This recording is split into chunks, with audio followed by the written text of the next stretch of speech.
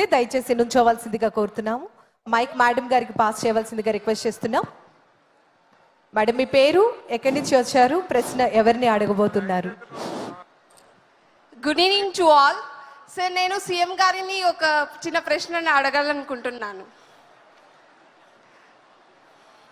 అడగండి madam. Thank you sir. నమస్తే sir, నా పేరు రఘుపతి ప్రవీణ, మాది చిత్తూరు జిల్లా. I feel very glad on behalf of all DSE aspirants. Thank you so much sir for giving this very great opportunity. You really made our dreams true sir. నాకు పీజీటీలో 7th rank వచ్చింది, zone 4 స్టేట్లో 11th rank వచ్చింది sir. Thank you so much sir. Lokesh sir, thank you so much sir. Sir, ప్రశ్న ఏంటంటే, మీరు ముఖ్యమంత్రిగా బాధ్యతలు స్వీకరించాక మీ మొదటి సంతకం మెగా డిఎస్సి ఫైల్ మీద ఎందుకు పెట్టాలనుకుంటున్నారు?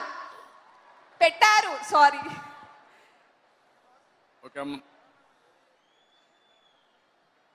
ఓకే,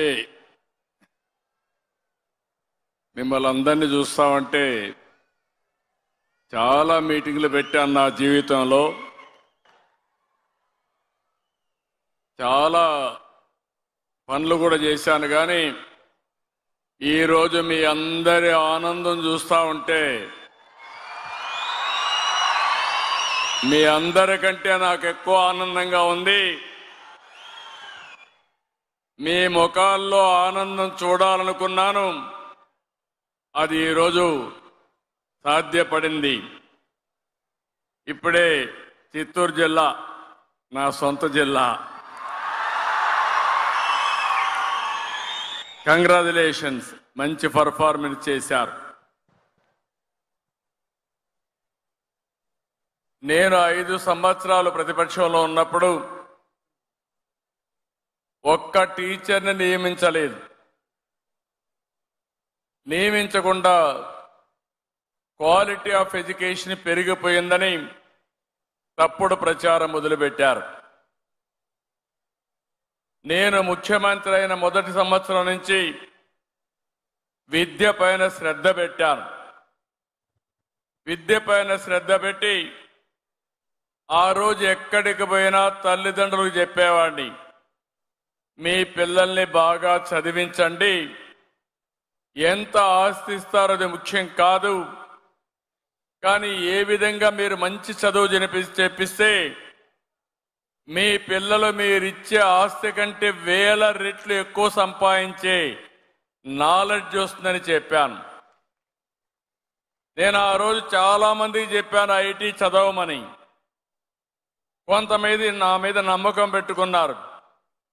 గ్రామాల నుంచి టౌన్లోకి వచ్చారు, టౌన్లోకి వచ్చి చదివించారు పిల్లల్ని. ఈరోజు నేను గర్వంగా చెప్తున్నా, ఇది 100 సంవత్సరాల చరిత్ర కాదు, 25 సంవత్సరాల చరిత్ర.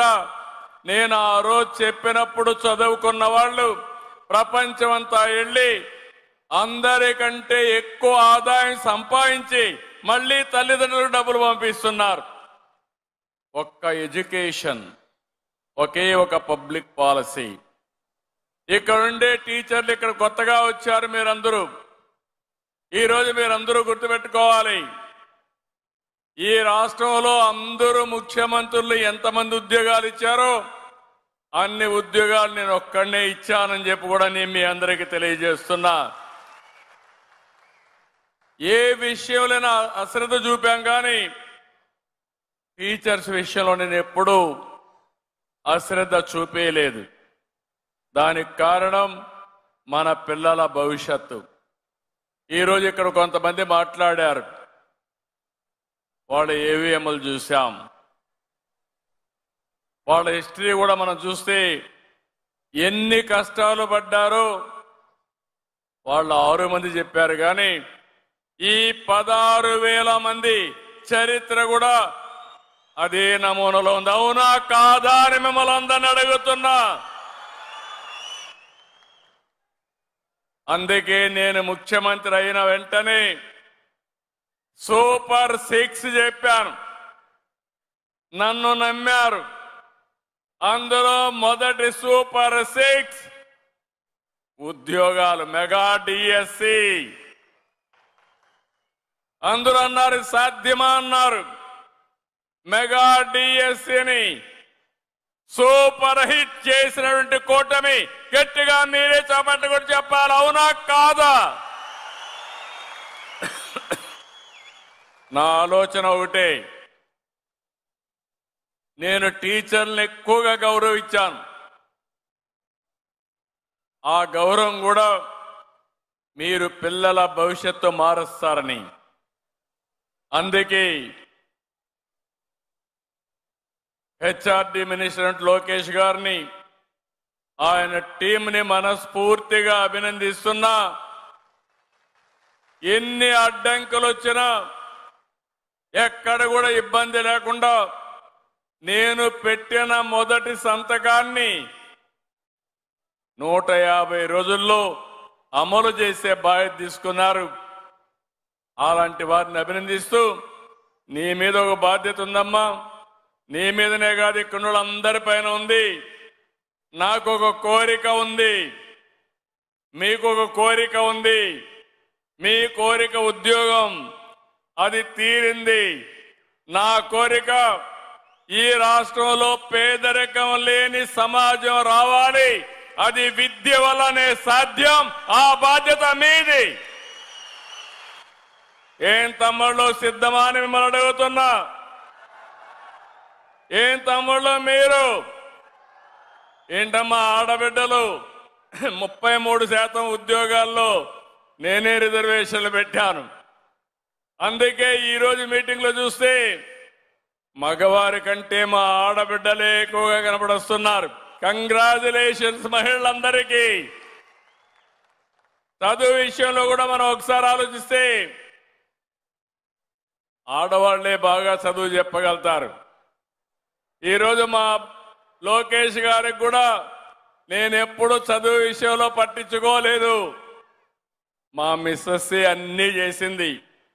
ఒక్కరోజు కూడా నేను ఆయనకు స్కూలు కూడా ఎక్కడ చదువుతున్నాడో అది కూడా నాకు తెలియదు. నేను ప్రజల కోసం పనిచేస్తే ఫ్యామిలీ బాధ్యత తీసుకుని వీళ్ళని చదివించే బాధ్యత మా మిస్సెస్ తీసుకునింది. నాకు ఒక నమ్మకం, పిల్లలకు బాగా చదివి చెప్పే శక్తి ఆడబిడ్డలకు ఉంటుంది. అదే మరి మగవాళ్ళు కూడా మీరున్నారు. నేను మిమ్మల్ని అందరినీ కించపరచడం కాదు, కానీ జీవితంలో మనం గుర్తుపెట్టుకున్నది టీచర్ని. ఇప్పుడు కూడా నాకు గుర్తున్నాడు మా భక్తవత్సలం టీచర్ అని చెప్పి నేను మీకు తెలియజేస్తున్నా. ఇది ప్రగాఢమైనటువంటి నమ్మకం. ఏం తల్లి, బాగా పనిచేసి మంచి పేరు తీసుకురావాలి. మీ మీద నమ్మకం కోసం మొదటి సంతకం పెట్టాను.